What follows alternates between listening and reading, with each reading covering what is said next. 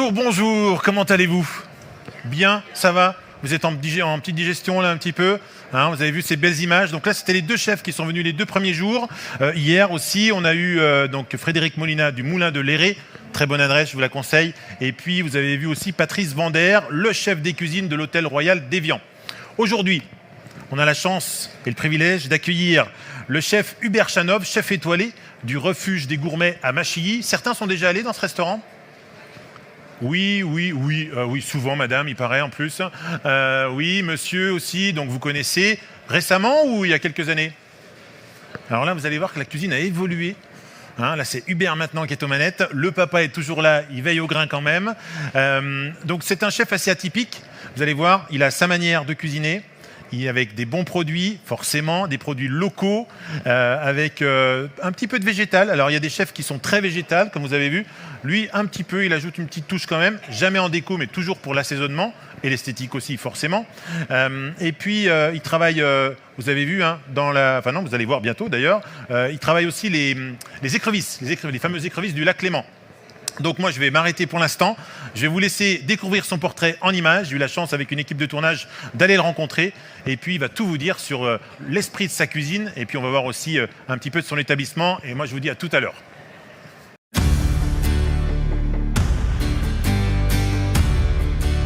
Bonjour, aujourd'hui, on part à la découverte du restaurant Le Refuge des Gourmets. Mais avant d'aller en cuisine, le chef m'a donné rendez-vous à Champs-sur-Léman, au bord du lac Léman. Je vais aller le retrouver. Ah, je vois un pêcheur et un chef, ça doit être eux. Bonjour. Bonjour. Chef Hubert Chanov. C'est ça. Bonjour. Serge, Caro. Enchanté. On t'attendait justement, Cédric. Pour aller où? On va aller pêcher les écrevisses. Ah ouais.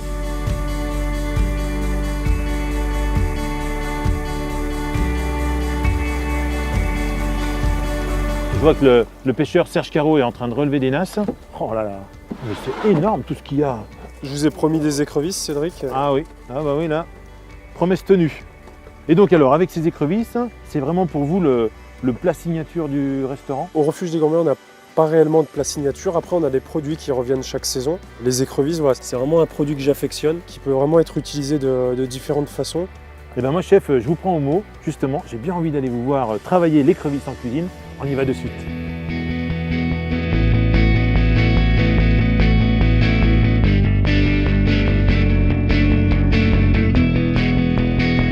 Donc là, on se retrouve dans vos restaurants, on est sur la terrasse. Nous sommes dans un restaurant étoilé depuis combien de temps? Depuis 2 ans.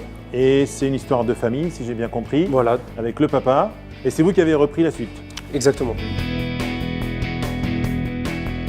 Est-ce qu'il y a des termes pour vous qui sont vraiment précis, qui qualifient la cuisine du chef Chanov? Le but, c'est de dénaturer le moins possible le produit, de trouver le meilleur produit et de le proposer à nos clients. Et voilà. Donc là, vous allez nous préparer quelque chose. On est dans l'entrée du Chablais et juste au-dessus, on peut retrouver donc la vallée d'Abondance. Donc pour moi, c'était important de travailler ce fromage qui a beaucoup de goût. Donc on va le travailler en siphon pour lui donner un peu plus de légèreté, d'onctuosité. On va commencer par l'élément principal.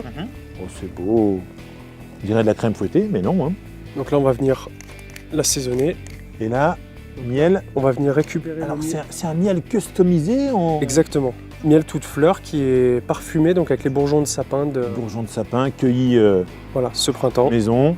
On va ajouter les noisettes du Piémont, du croustillant. On va venir assaisonner donc avec l'huile d'olive. Quelques gouttes. Quelques gouttes. Là, on a quoi cette poudre? C'est du thé matcha, c'est quoi? Non? C'est du fait maison. C'est des bourgeons de sapin qui sont déshydratés. Ouh, ouais, dis donc, c'est fort, hein, c'est puissant. C'est hein. très puissant. Ah ouais, vous êtes généreux là. Hein. Les petites herbes, donc les herbes de jardin. Là, c'est du cerfeuil. Un petit peu d'oxalis. Un vrai jardin dans l'assiette. Là, on a un tout petit peu de mélisse. Voilà, le but, c'est qu'à chaque bouchée, on ait un parfum différent. Oh là là, donc là, ça y est. Là, on a notre assiette de fromage. Fromage travaillé. On va pouvoir aller en cuisine, visiter votre restaurant. On y va? Avec plaisir. Allons-y.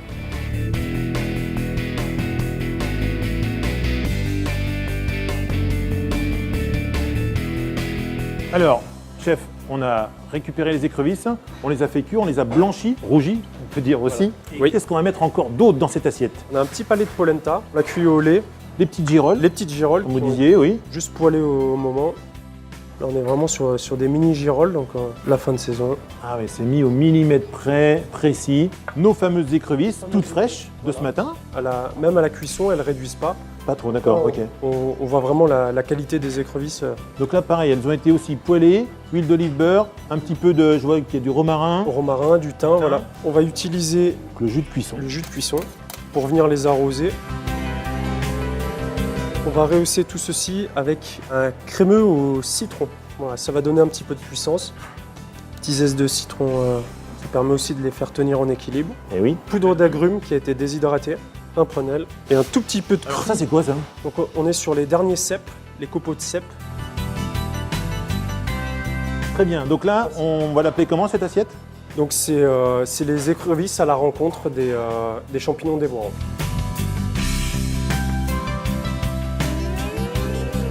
Chef, merci pour cette magnifique balade sur le lac Léman avec la fameuse pêche aux écrevisses et puis aussi vos magnifiques dressages avec des produits de saison, des produits frais. C'était vraiment un très très beau moment. Merci beaucoup et moi je vous dis à très bientôt.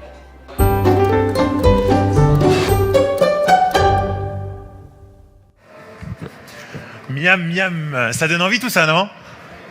Eh oui, eh oui. Donc là, vous l'avez vu en image.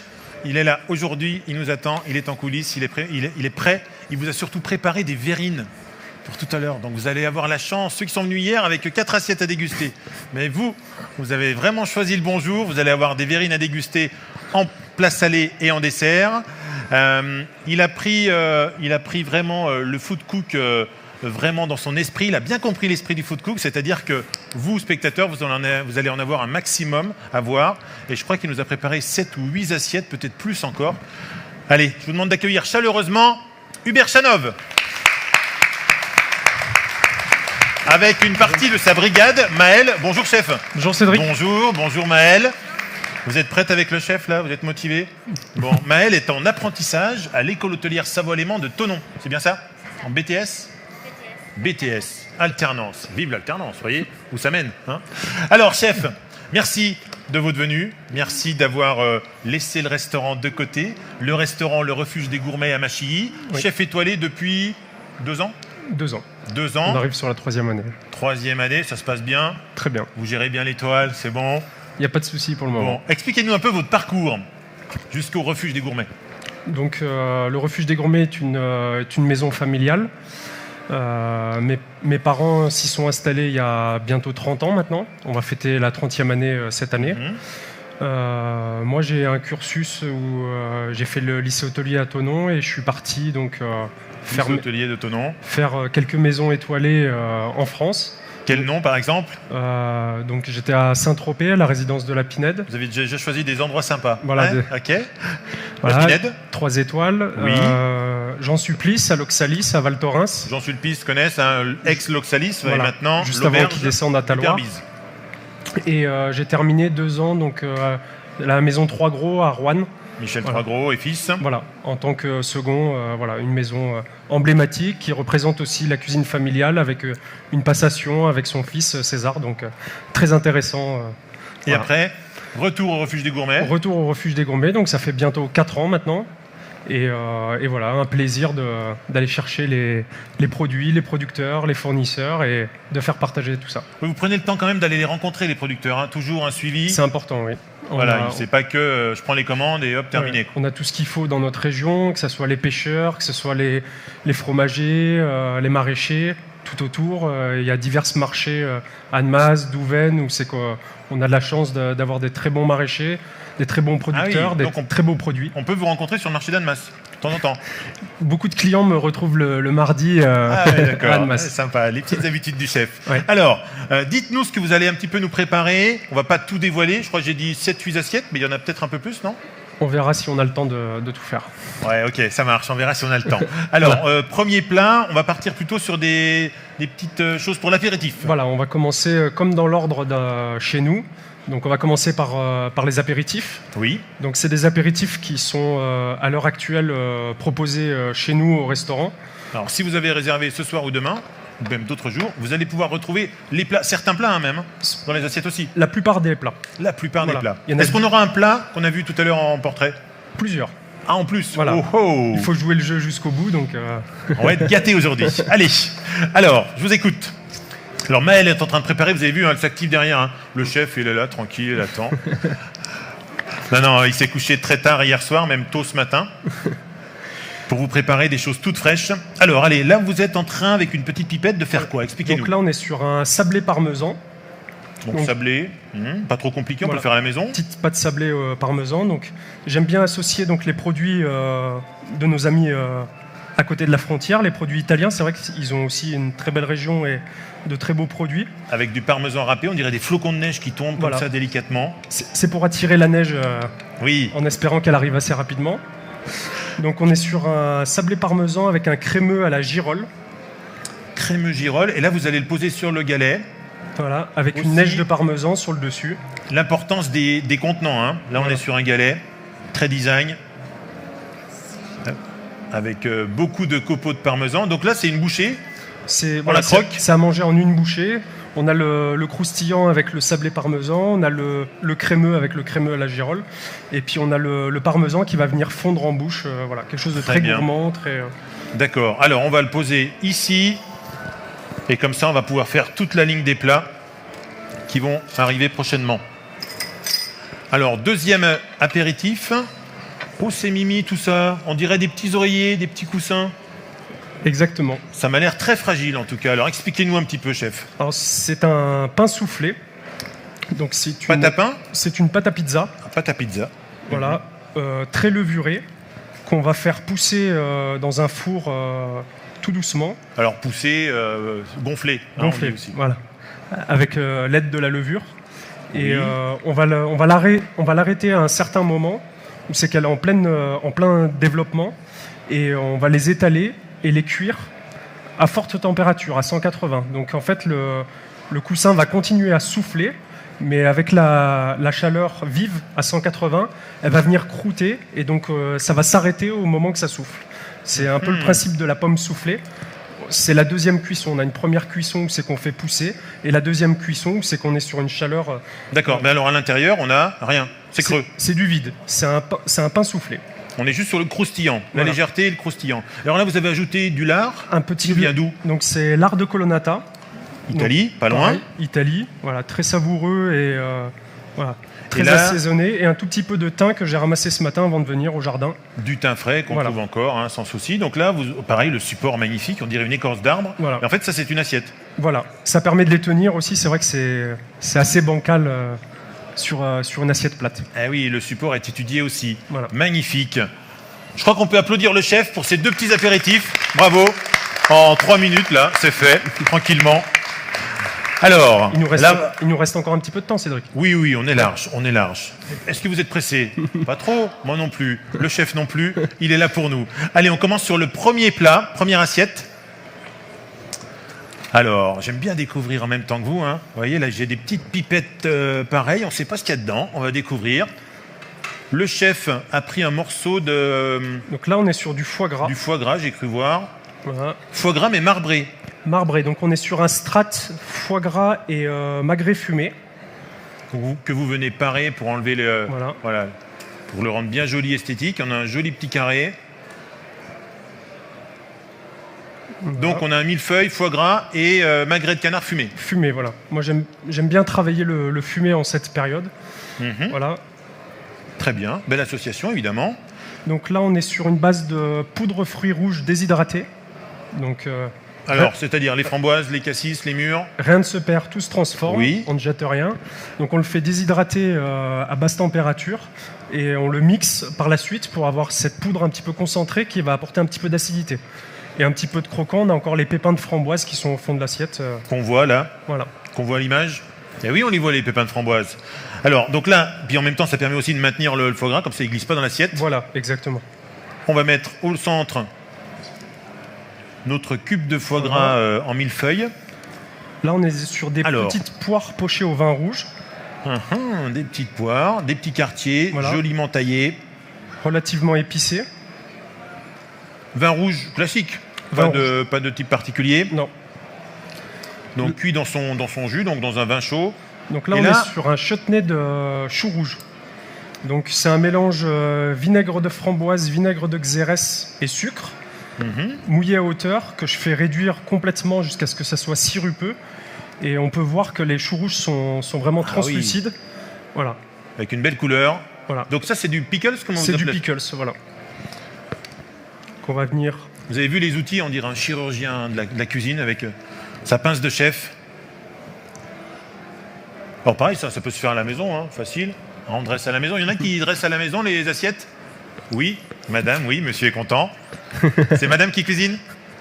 Les deux. Bravo, belle parité. Là aussi, madame à l'assiette, tous les jours. Ce serait bien tous les jours, non? Allez, on revient sur le chef. Alors, ensuite... Donc là, c'est pareil, c'est le chutney de chou rouge, mais qui est mixé en marmelade. Ah oui, comme ça, vous le transformez, on a différentes textures. Voilà. Un petit peu de croquant sur le chou et de la douceur en bouche avec la marmelade. Oh, le geste, regardez bien là, ce que fait le chef. Oh, comme c'est beau. Vous avez vu ça, les petites gouttes, avec une cuillère, le dos d'une cuillère. Et là, on est... Donc là, c'est la marinade poire, la marinade vin rouge aux épices qu'on a réutilisée et qu'on a collée. Mais avec de la poire dedans ou c'est que la marinade? C'est que la marinade. Marinade, que vous avez collée, alors avec quoi comme colle? Donc là, c'est un mélange avec agar-agar.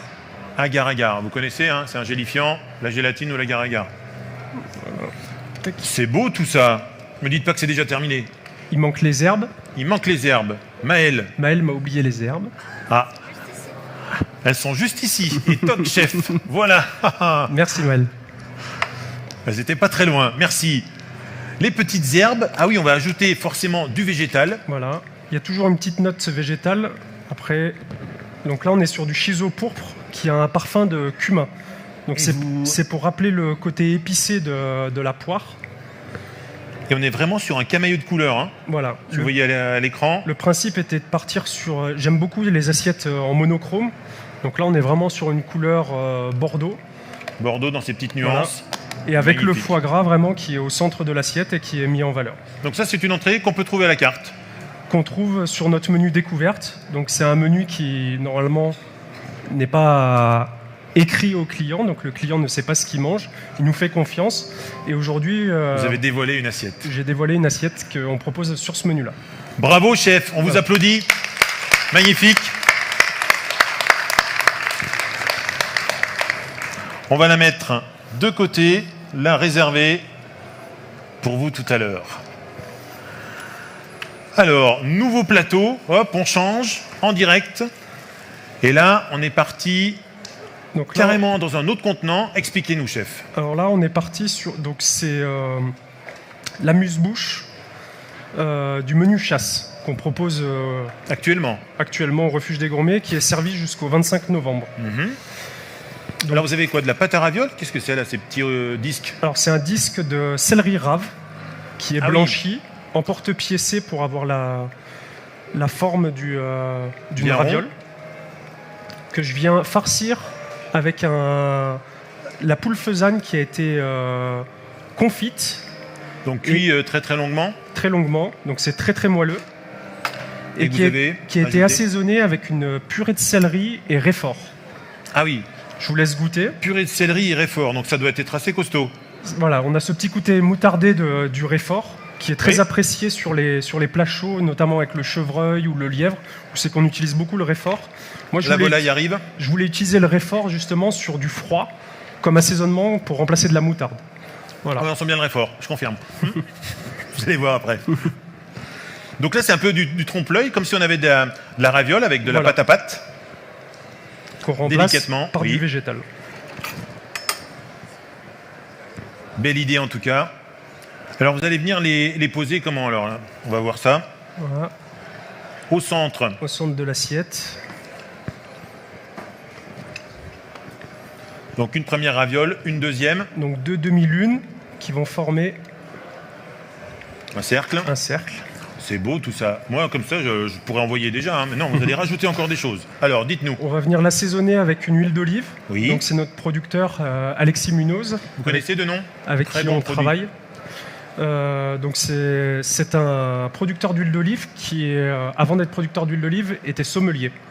Donc, il a une façon de concevoir les huiles d'olive qui se rapproche de la confection, de l'assemblage d'un vin. Voilà. Il travaille en monovariétal, donc d'abord il choisit une olive, un type d'olive, Et ensuite, il va faire une huile d'olive avec cette olive-là. Il n'utilise qu'une variété d'olive par huile d'olive. Voilà. Bon producteur en tout cas, hein, belle sélection. Et on a eu la chance de faire des bouteilles donc avec le nom du restaurant pour les proposer en vente au restaurant avec son nom et ses bouteilles. Bouteille signée. Voilà. Un petit peu d'huile d'olive, pas trop. Vous êtes là, c'est à peine, hein, quelques gouttes. Sinon, on prend le dessus. On va rajouter des petits points de purée de céleri, là qui sont nature, sans réfort. Donc purée de céleri, juste le fruit. Vous ajoutez un petit peu de crème quand même? Un tout petit peu de crème. Mais un minimum de liquide pour qu'elle se tienne, qu'il n'y ait pas besoin de la coller.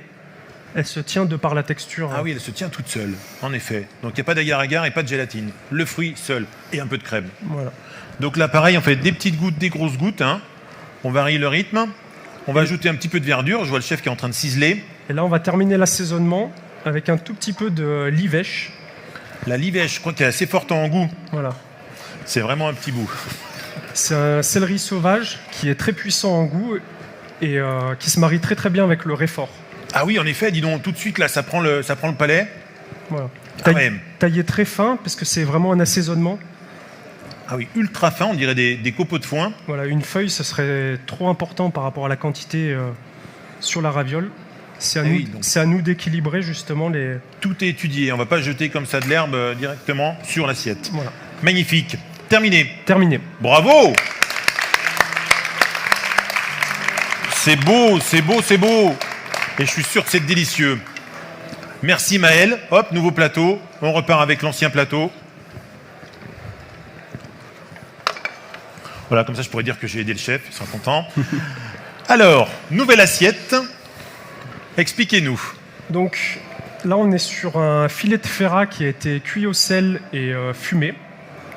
Donc la pêche au lac Léman est terminée. Nous, on demande à notre pêcheur de nous fumer les derniers filets de ferra qui ont été pêchés. Pêcheur que nous avons vu tout à l'heure. Serge Caro. Et on peut les garder jusqu'à 1 mois, voilà, fumés et sous vide. Et j'adore utiliser ce produit avec cette note fumée, justement l'automne, avant d'arriver justement sur tous les produits d'hiver, les racines. Voilà, on a encore les poissons de lac une certaine période avant d'arriver sur les produits d'hiver. Ce qui nous permet d'avoir ce magnifique produit. Donc un petit morceau de filet de ferra. Ferra fumé. Une grande assiette, un petit morceau, vous avez vu, hein, comme c'est beau. Hein. Hein, vous faites ça aussi, madame, à la maison, je suis sûr, hein, comme ça, un petit morceau. Là, on est sur... j'ai reçu des magnifiques cèpes hier. Que vous coupez comment, comme ça? À la mandoline. À la mandoline. Vous connaissez la mandoline? Oui, oh, facile. Il y en a qui ne connaissent pas la mandoline? Vous expliquez entre vous, alors c'est pas un instrument, évidemment. Hein. C'est comme un cutter très fin. Et comme ça, on peut râper et avoir des tranches très très fines de champignons. Ah mais là on voit plus la ferra là, elle est complètement recouverte. Comme un paquet cadeau, on vient emballer avec du champignon. C'est ça. Donc c'est vrai que le cèpe on le retrouve souvent rôti et cuit. C'est vrai que rôti on trouve. Là il n'est pas cuit. On trouve beaucoup de parfums. Là il est cru, c'est vraiment différent. On a ce goût des sous-bois et c'est vraiment intéressant. J'aime beaucoup le travailler en carpaccio. Carpaccio de Bolet. Et là on y va après avec l'assiette et le couteau et hop et dedans. Pas du tout. Non, d'accord. On va terminer avec un petit assaisonnement maison qui est une poudre de cèpe concentrée. Oula, ah oui, ultra concentrée. C'est que justement on va rehausser ce parfum de cèpe. Oui, le chef a la main lourde, il y va. Et puis, encore un petit peu... Et donc là, on est sur une autre huile d'olive qui est une huile d'olive fruitée noire. Donc ce sont des olives qui sont maturées sur l'arbre. Donc elles sont cueillies beaucoup plus tard dans la saison pour que les saveurs se concentrent. Voilà, on est presque sur un vin de paille. Voilà, on est vraiment sur la concentration du fruit avant de le mixer pour trouver une huile. Donc l'huile va avoir une couleur beaucoup plus foncée et plus concentrée en goût. Et on est plus sur une amertume que sur une acidité. De l'amertume. Important l'amertume en cuisine. Hein. On a tendance à l'oublier. Voilà. Mais non.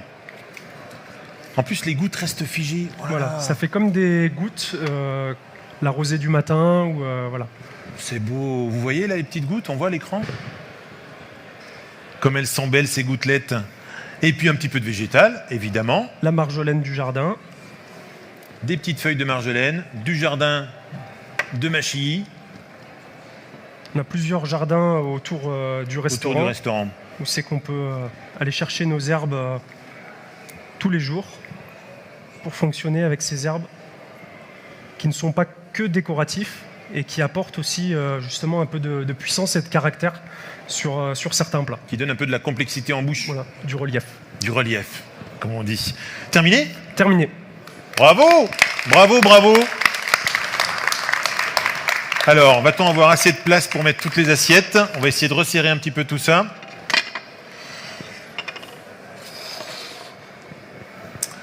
Nouveau plateau. Oh là, je vois qu'il y a du croustillant. Alors, on parlait tout à l'heure des écrevisses. Est-ce que c'est maintenant ? C'est maintenant. Ah ah, la cuisson des écrevisses. Alors, les écrevisses du lac Léman, j'imagine. Je pourrais pas présenter Serge Caron si je ne travaille pas avec ses écrevisses. On est d'accord.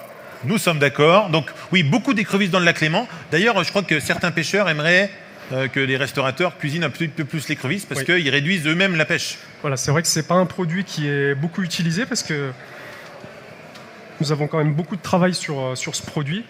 Il faut les châtrer, il faut les cuire, il faut les décortiquer. C'est beaucoup de travail pour pas beaucoup de matière. Pour pas beaucoup de résultats au final. Voilà, quand on va faire un gratin d'écrevisses, il faut beaucoup d'écrevisses. Donc on a tendance à faciliter la tâche avec des préparations qui sont déjà toutes faites pour les écrevisses. Mais on n'a pas du tout ce résultat-là au niveau de la texture, au niveau de la fermeté du produit. Là, on est vraiment sur quelque chose, vous allez voir, après la cuisson, on est sur quelque chose de relativement ferme, vraiment... mais délicat quand même. Et on n'a rien à envier aux langoustines ou aux homards qu'on peut trouver en Bretagne. Quand on a des écrevisses de ce calibre-là, comme on a pu le voir sur la vidéo, ou même là, quand vous allez voir après rôtissage, elles ne réduisent pas. Voilà. Une écrevisse qui est saumurée, qui est conservée dans de l'eau salée pour pouvoir les garder, à la cuisson, elles perdent 2/3 de leur volume. Ce qu'on voit dessus, là, ce sont les pâtes, c'est la chair à l'intérieur des pâtes des écrevisses ? Ce sont les pinces qu'on décortique. Les écrevisses sont grosses pour pouvoir récupérer également les pinces, comme impressionnant, les homards. Impressionnant, très bien. Donc au refuge des gourmets, on mange des écrevisses fraîches du lac Léman. C'est important de le dire. Alors, écrevisses, et puis aussi des petites girolles, là, je vois. Les petites girolles, donc on est sur les dernières de la saison. Donc là, le fameux accord terre-mer. Terre-mer. Alors, poêlé dans une poêle chaude. Chaude. Un peu d'huile d'olive. On démarre à l'huile. Et pas de beurre pour l'instant. Pas de beurre pour l'instant pour éviter justement cette coloration. On sait que le beurre trop chaud, quand il dépasse les 180 degrés, est cancérigène. Donc on démarre toujours à l'huile très vif et on termine au beurre pour enrober, pour apporter un peu plus de gourmandise. Mais il faut éviter de cuire au beurre. Petite astuce. Merci en tout cas pour les petits secrets de cuisine, chef. Alors les girolles, là, tout de suite, elles rôtissent. On voit qu'elles colorent. Ça va vite, très très vite. Et donc oui, vous ne mettez pas à cuire tout de suite les écrevisses. Justement, les girolles sont un petit peu plus longues à cuire. Oui. Il y a toute une logique. Voilà, on commence toujours par le produit qui demande le plus de temps de cuisson. Les écrevisses, là, elles sont déjà blanchies 2 minutes à l'eau bouillante. Oui. Donc il suffit juste de les enrober dans le beurre et de leur donner un petit peu de chaleur. La cuisson est déjà faite. Très bien. Donc là, on n'assaisonne pas pour l'instant. Pas pour le moment. Et puis dans votre casserole, vous avez une surprise. Une surprise. Pas tout dévoiler en même temps. J'aime bien les surprises. Pour tout à l'heure. Alors, nos girolles sont en train de colorer légèrement. Voilà. Ça fume, ça chante. Et ça sent bon. Est-ce que vous sentez au premier rang ? Pas trop, là. Hein, un petit peu frustré, mais tout à l'heure, vous pourrez goûter. On vous fait saliver déjà. Donc là, alors, il y a plein de choses. Là, je vois plein de supports. On va ajouter les écrevisses. Les écrevisses, maintenant. Donc c'est pas grave si elles cuisent dans la même poêle avec les girolles, c'est pas gênant ? On a déjà ce mélange, c'est une assiette où c'est qu'elles vont se retrouver toutes les deux ensemble.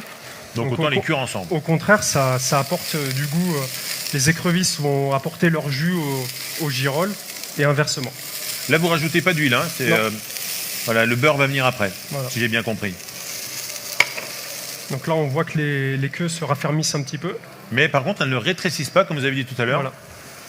La petite noisette de beurre. Noisette noix, on va dire. Double noix. C'est bien. Donc là, ça vient s'enrober. Voilà. Et donc là, Alors, là, il y a les petites astuces. Là, je vois qu'il y a ces petites cassolettes. Qu'est-ce que vous allez nous rajouter, chef? Donc là, pour assaisonner, on va terminer avec un peu de citron confit et de l'estragon ciselé pour apporter un petit peu de fraîcheur. Voilà.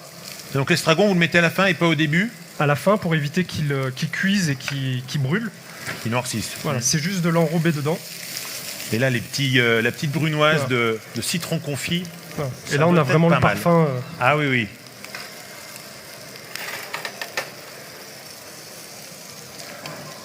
Toujours récupérer la cuisson des écrevisses. C'est ce qu'il y a de meilleur. L'eau de cuisson, hein, le jus de cuisson. Le beurre de cuisson. Le beurre de cuisson. L'eau de cuisson, n'importe quoi. Il m'écoute. Le jus de cuisson et le beurre de cuisson. Le beurre de cuisson, voilà, c'est ce qu'il y a de meilleur. Souvent, à la fin, ma fille de 7 ans, elle met même un bout de pain dedans. Le temps que je termine de dresser, elle laisse un bout de pain dedans. Ça, il se gorge avec le beurre d'écrevisse, c'est super bon. Bon réflexe.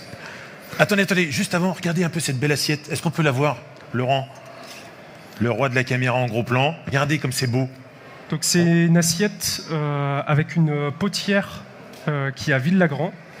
Donc on travaille voilà, notamment sur la vaisselle pour essayer de trouver des choses qui sortent un petit peu de l'ordinaire. Très très beau. Donc d'habitude au restaurant on ne voit pas l'assiette vide. Elle arrive toujours pleine. C'est le but d'un restaurant. Donc le principe c'était justement d'avoir quelque chose de très graphique au fond de l'assiette. On va recouvrir intégralement l'assiette. Cette assiette elle est toujours recouverte jusqu'au bord. Et le client, en commençant à manger, va venir découvrir justement l'aspect technique de cette assiette. Voilà. Donc, effet surprise en fin de dégustation. En fin de dégustation, si elle est bien saucée. Mais en règle générale, ça marche. Associé. Alors là, vous mettez un emporte-pièce avec quelque chose dedans. Dites-nous. Donc un petit palais de polenta crémeux. Donc une polenta qui est cuite au lait, tout petit peu de beurre, qu'on va venir étaler dans une plaque à plat. Faire prendre au froid et venir emporte-piécer pour faire un petit disque. Voilà. Et je l'utilise comme un support, comme une petite tarte.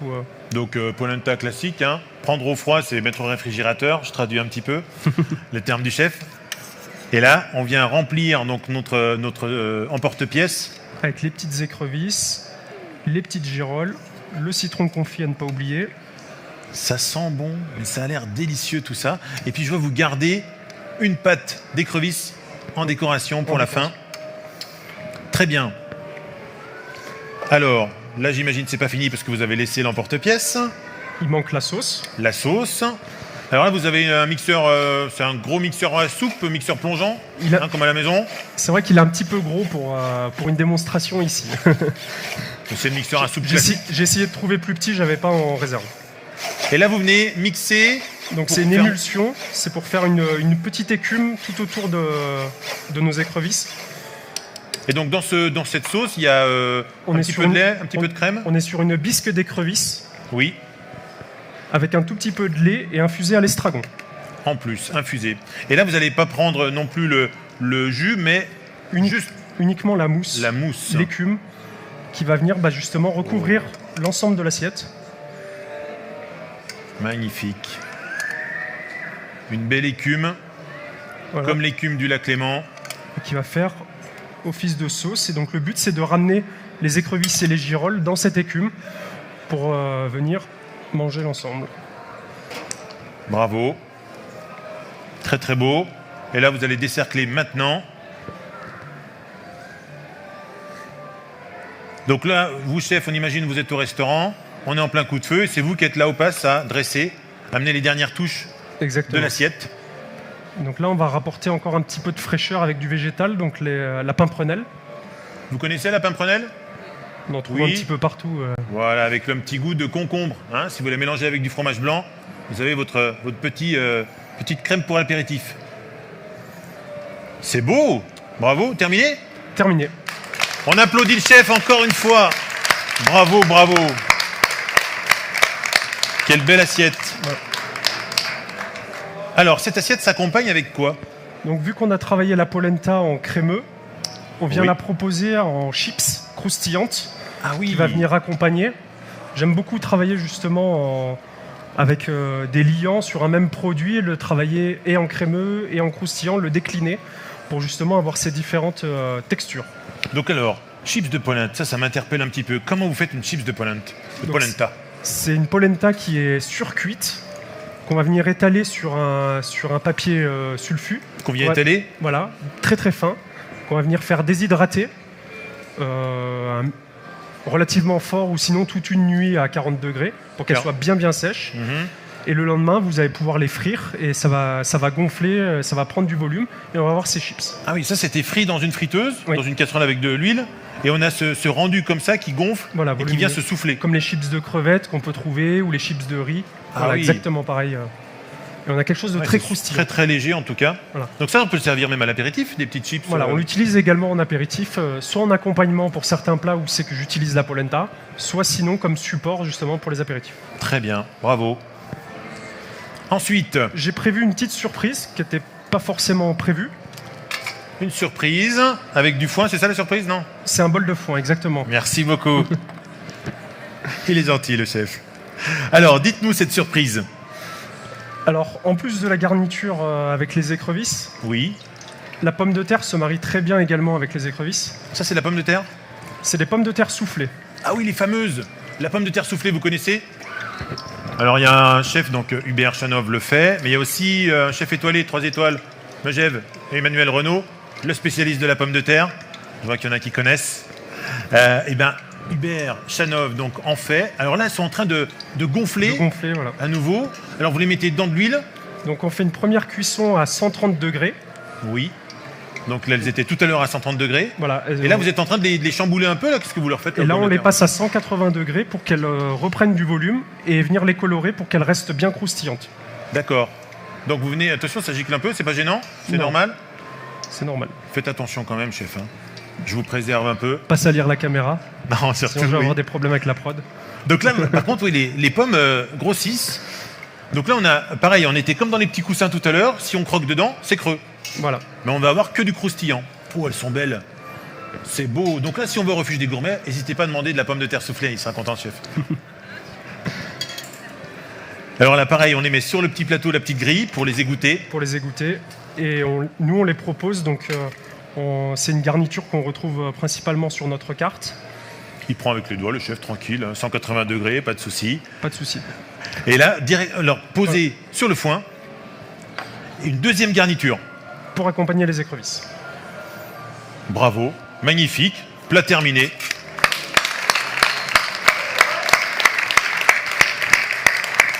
Ça va, pas trop fatigué? On s'arrête là ou on continue? Moi, c'est comme vous voulez. Je crois que Maëlle, elle veut. Hein, Maëlle, elle est à fond là. Merci Maëlle. On a encore beaucoup de plats, Maëlle, ou pas? Pas mal. Alors, oh tiens, un légume de saison, avec des beaux contrastes. Vous voyez l'importance du contenant.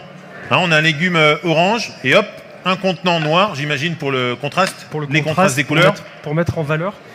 Donc, Alors dites-nous. donc là, c'est une garniture que j'utilise beaucoup, que je vais mettre en valeur sur une assiette noire.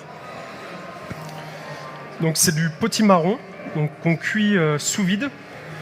Le potimarron est le seul curcubitacé où la peau se mange et comestible. Oui, vous saviez ça déjà? C'est Hein, c'est même potimarron. très bon, c'est là où c'est qu'on a tout le parfum du potimarron, ce serait même dommage de l'enlever. Eh oui madame, la peau du potimarron se mange. Ça permet de lier, donc les purées sont beaucoup plus épaisses, les veloutés sont très compactes, mais c'est là vraiment qu'on a le parfum du potimarron. Nous, l'avantage de le cuire sous vide, c'est qu'on va avoir la même cuisson sur la peau que sur la chair. Parce que nous, si on le cuit dans de l'eau chaude, Dans de l'eau chaude ou Dans un bouillon. dans un bouillon avec le fond dans un sautoir, la chair va se détacher avant que la peau soit cuite. très bien. Mais si on le fait pour un velouté, c'est pas très grave. C'est pas très grave. Autant garder la peau donc. Voilà. Donc nous, on le cuit de cette manière-là pour pouvoir garder justement cette forme arrondie, vraiment un joli quartier bien rond.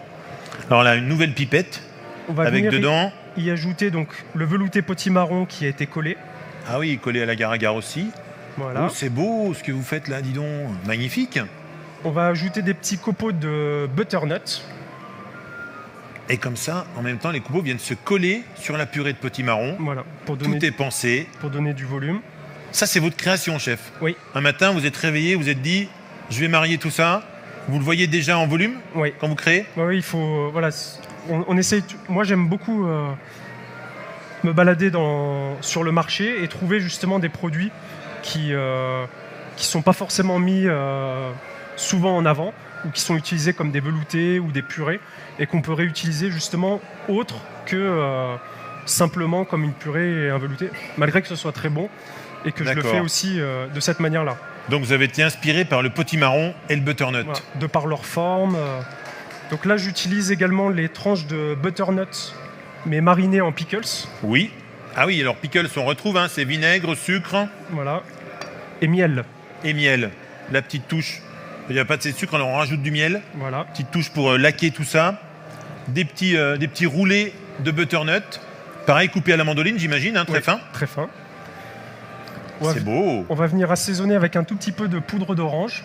Donc pareil, au lieu de presser tout de suite les oranges pour en récupérer le jus, on vient zester pour récupérer toutes les peaux et les déshydrater. Ça fait comme un sel et c'est très parfumé en agrumes, c'est très très puissant. Donc tout ça est fait maison. Toutes les poudres. Tout maison. Magnifique. Des petites noix en écaille. Donc c'est les noix qui... La noix de Grenoble ? La noix d'Isère. d'Isère. Faut pas mélanger parce que ma tante ne supporte pas. Okay. Donc c'est ma tante si Tata nous écoute, attention. Qui est productrice de noix. Et justement, mes parents sont allés les chercher ce week-end. Et on a pu récupérer ce produit que j'affectionne beaucoup, qu'on utilise notamment dans des sauces à base de vin de noix. Le vin de noix qui est très bon en apéritif, mais qui peut faire aussi de très bonnes sauces. Est-ce que la noix, là, elle est utilisée fraîche ou torréfiée un petit peu au four ? Un petit peu torréfiée. Torréfiée. Et torréfiée, j'explique. Hein. On met par exemple des amandes, des noisettes, 150 degrés, pareil, 140, 150 degrés pendant 5-10 minutes. Voilà. Et là, on va venir l'assaisonner avec un tout petit peu de sauge. Feuille de sauge. La sauge, voilà, qui est très puissante, qui a beaucoup de parfum, mais qui se marie très très bien avec le potimarron. C'est une idée pour les veloutés de potimarron. Juste avant de le mixer, de rajouter 2-3 feuilles avant de le mixer. Il ne faut pas le cuire avec, sinon on va apporter trop d'amertume. Mais le rajouter au dernier moment et on va avoir un parfum. Il faut en mettre un tout petit peu. Hein. La sauge, c'est quand même relativement puissant. Oui. Mais c'est vrai que ça amène ce parfum et c'est très intéressant. Ça change un petit peu de ce qu'on a l'habitude Belle astuce en tout cas. de trouver. Terminé pour l'assiette ? C'est terminé. Oh, c'est magnifique. On applaudit normalement. Hein. Allez.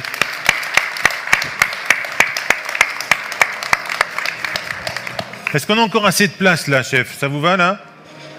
Combien d'assiettes ? Allez, on compte. 1, 2, 3, 4. Non, 1, 2, 3, 4, 5, 6, 7, 8. 8e assiette. Vous êtes d'accord ? On y va ? Faut demander au public. Ça vous va ? Allez, on y retourne. 8e assiette.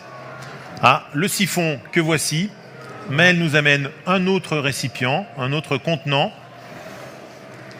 Donc, allez, je vous écoute, chef. Je voulais également présenter donc, le siphon abondance qu'on retrouve dans la vidéo. Parce que c'est un fromage que j'ai réfléchi au fur et à mesure des passages dans les restaurants. Vous rêvez d'abondance la nuit alors. Voilà. J'en supplice notamment le travail avec le Beaufort d'été. Nous, le refuge des gourmets est placé juste à l'entrée du Chablais. La frontière. Donc, on se rapproche de la vallée d'Abondance. On a un magnifique fromage. Et ce fromage travaillé est proposé sur nos grands menus. Donc sur des menus qui sont servis en 7 ou 8 plats. Comme celui-ci. Comme celui-ci par exemple. Vous avez tout ça à manger sur des portions un petit peu plus réduites. Mais au niveau du nombre de plats, ça ressemble à peu près à ça. Mais pourquoi pas servir un morceau d'abondance avec des petites choses dessus et... Non, vous voulez compliquer. Pas forcément compliqué, mais on voulait ramener quelque chose de plus léger, plus onctueux pour pouvoir aller justement jusqu'au dessert. Parce que le plateau de fromage, souvent, c'est un petit peu le petit moment où c'est que le client ne sait pas s'il va en prendre ou pas parce que est-ce que je vais aller jusqu'à la fin du repas. Donc nous on propose justement ce fromage travaillé qui entre guillemets est quand même plus adapté pour ce type de menu là pour pouvoir aller jusqu'à la fin du repas. Évidemment pour les gourmands le plateau de fromage est toujours proposé. Alors le siphon, on va se mettre là comme ça tout le monde voit. Donc là on est sur un mélange lait et crème infusé donc avec l'abondance. Lait, crème, abondance. Est-ce qu'on a de la gélatine un petit peu ? Un tout petit peu de gélatine justement pour coller, pour donner un petit peu de coller. Comme c'est beau. Oh là là. On a envie de le faire comme ça en bouche. Non, non. C'est une chantilly. On va pas oser. Donc là, on a notre mousse d'abondance. La mousse d'abondance, voilà. Magnifique. On va venir ajouter un petit peu de noisettes du Piémont. Donc toujours la petite touche italienne du chef. Très avec bien. Nos produits voisins. Petite touche, bonne touche même, on peut dire. Hein. Ça remplace le pain. Voilà. On propose aux clients justement de nous faire confiance et il n'y a pas besoin de pain justement avec ce fromage-là. La noisette justement amène ce côté croquant et croustillant qu'on cherche avec un toast de pain pour accompagner le fromage. Voilà, la noisette suffit à elle-même. Qu'est-ce que vous avez mis dans votre... c'est du miel, c'est quoi? Alors c'est il y a quoi dedans? C'est le miel customisé. Ah, miel customisé. C'est un miel donc infusé au bourgeon de sapin. Ah oh, donc pas mal, ça. Ça, on peut le faire à la maison? Ah, bien sûr. Donc on prend du miel? C'est un miel toute fleur, où c'est que je le chauffe et je viens le verser justement sur les bourgeons de sapin frais. Ah oui. Et il va terminer d'infuser. Celui-ci est de 2017. Ah oui, d'accord. Donc voilà. la bonne idée. Donc je chauffe mon miel, je vais cueillir des bourgeons de sapin au mois de mai, juin. Voilà. Mai, hop, dans une casserole, et je fais infuser tout ça. Et je les laisse dedans. On fait infuser tout ça. Je les laisse même carrément. Là, vous Voilà. les avez laissés, et après, on ils ont peut un les an. Là. utiliser autant en salé qu'en sucré sur des desserts. Voilà. J'ai également des miels de sureau, des miels de fleurs de romarin. Voilà, on peut vraiment jongler avec tout ce qu'on veut, toutes les idées. Et ensuite, qu'allez-vous ajouter là? Dites-nous tout avant. Donc ça, c'est la poudre de bourgeons de sapin. Donc pareil, les bourgeons de sapin qui sont déshydratés, puis mixés très très fins. On va avoir cette petite touche citron vert. Voilà, du bourgeon de sapin. Du bourgeon de sapin. Et c'est un rehausseur de goût. Et c'est pour casser un petit peu le sucre du miel aussi. Oui. Ça reste un fromage, c'est pas non plus un dessert. Alors si je me rappelle bien de la vidéo, je crois qu'il y a encore des petites herbes qui vont arriver. Hein. Il y a les petites herbes, il y a la petite touche d'huile d'olive également. Un petit peu, pas trop. Perlée dessus. Pour amener un petit peu de liant à tout ça. Voilà. Et un petit mélange d'herbes. Alors, qu'est-ce qu'on va voir dans ce mélange d'herbes? On a les herbes sauvages, donc les dernières herbes sauvages, parce qu'on arrive sur la fin. On est quand même...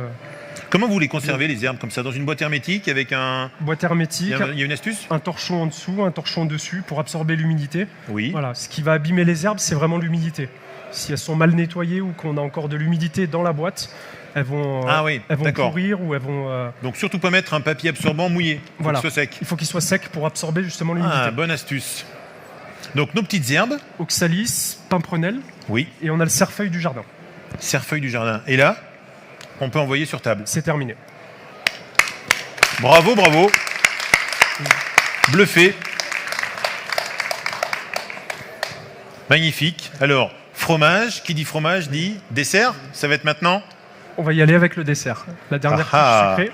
Un dessert d'un chef cuisinier étoilé. Donc alors, là, qu'est-ce que vous allez nous proposer? Donc là, j'ai pas voulu réellement faire une assiette de dressage de pâtisserie. Oui. On est plus parti sur des goûts. Les saveurs, les goûts. Des saveurs que j'affectionne beaucoup en cette période. Donc sur le fond du bol, on va ajouter un petit crumble de cacao. Oui, c'est pas de la terre, hein. Un petit crumble de cacao. Crumble, on rappelle, un peu de farine, un peu de beurre. Un peu de beurre, cacao. Cacao, pas trop de sucre. Pas trop de sucre. À peine sucré. Le sucre va être ajouté par les éléments qu'on rajoute dessus. La pâtisserie doit être le moins sucré possible pour éviter de saturer justement les papilles. Sur des gros menus comme ça, il faut éviter le trop de sucre. C'est bien, oui chef, nous sommes d'accord, pas trop sucré. On réduit les quantités de sucre dans les desserts. Donc là, Bonne on idée. est sur une mousse au chocolat infusée au foin. Ah oui. Donc la crème qui est infusée au foin pour réaliser la mousse au chocolat. Donc ce côté foin, donc c'est un foin qui est cueilli au printemps, donc avec les fleurs. Donc on a vraiment un foin parfumé. C'est pas un foin rustre ou dur. Le premier foin du printemps. Voilà, le premier foin du printemps. Donc on a vraiment ce côté floral, qui va être apporté. Le foin, je l'utilise un petit peu comme une épice. Voilà. C'est juste votre mousse au chocolat. On peut avoir 2-3 astuces pour réaliser une bonne mousse au chocolat. Donc la crème qui est infusée au foin, versée sur le chocolat. La crème dans le foin. Après, on enlève le foin. Voilà. Quand même. On verse dans le chocolat et les jaunes d'œufs. On mélange tout ça. Les blancs en neige. Les blancs en neige, pas trop montés, évidemment. Voilà, l'astuce. Jamais trop monter les blancs en neige. Assez souple, comme on dit, hein. Encore un peu crémeux. Voilà, qu'on ait quelque chose de crémeux et non pas granuleux. Voilà, merci chef pour ce petit secret de fabrication. Et là, je viens compléter donc pour associer avec cette mousse au chocolat au foin, la marmelade au coin. Donc c'est des coins qu'on a ramassés la semaine dernière à Machy. Le coin de Machy. Les coins de Machy. Donc évidemment, on a demandé aux voisins si on avait l'autorisation. Parce Lui, il les ramassait pas. Et donc, cette marmelade de coin, moi, je l'assaisonne avec du vinaigre de cidre. Donc, le coin, on est dans la famille de la pomme. Donc, je viens atténuer justement ce côté sucre, tout en accentuant le goût du coin avec ce vinaigre de cidre qui va amplifier le goût du coin. Voilà. Donc vraiment, chaque fois un travail d'équilibre, hein, vous avez noté, dans toutes les assiettes, il y a un équilibre des saveurs, des textures aussi, il y a une multitude de textures. Et là, on a 3 textures, le crumble, la mousse et la crème de coin. Oui. Et là, dessert terminé? Dessert terminé. Allez, on vous applaudit bien fort, bravo. 8 plats, 9 plats, 9. Allez, 9 plats. On laisse encore filmer, voilà, Laurent. On va le poser à côté. C'est magnifique. Rendez-vous compte, chef, là. En quoi 40 minutes, 50 minutes, vous avez envoyé 9 plats. Moi, je vous dis bravo. Merci pour votre disponibilité. Merci à vous. C'est génial de vous avoir ici au Food Cook Festival, première édition. Est-ce que ça vous a plu? Oui. Est-ce que vous avez faim? Alors, allez, on vous applaudit. On applaudit le chef, merci. On applaudit aussi Maël. Merci Maël, bravo. Bravo, parce que le timing était parfait, bien réglé. Merci à Laetitia aussi, qui est de l'école hôtelière de Savoie-Léman-Thonon, qui nous aide là pendant ces 5 jours. Moi, je ne reviens pas. C'est impressionnant de voir tout ça sur cette table. Impressionnant, tellement impressionnant que j'ai envie de goûter, mais je vais vous laisser ma place. C'est à vous de venir maintenant. Approchez-vous. Voilà, les assiettes sont pour vous. Venez goûter. Mais je crois qu'avant de goûter, la tradition, c'est de prendre des photos. Hein, n'est-ce pas? Je vois madame avec son téléphone. Allez, venez vous régaler déjà en photo. Les verrines de dessert sont prêtes. Vous avez les petites chips de polenta. Là, je me retiens de pas goûter. Hein. C'est vraiment pour vous. Là. Prenez bien des photos.